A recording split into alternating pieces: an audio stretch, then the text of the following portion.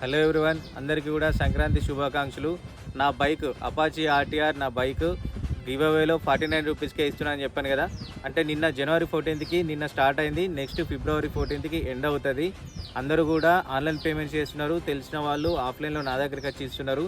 So మీకు కూడా ఈ అపాచీ బైక్ 49 రూపీస్కే మీకు కావాలనుకుంటే ఆన్లైన్ పేమెంట్ అయినా చేయండి.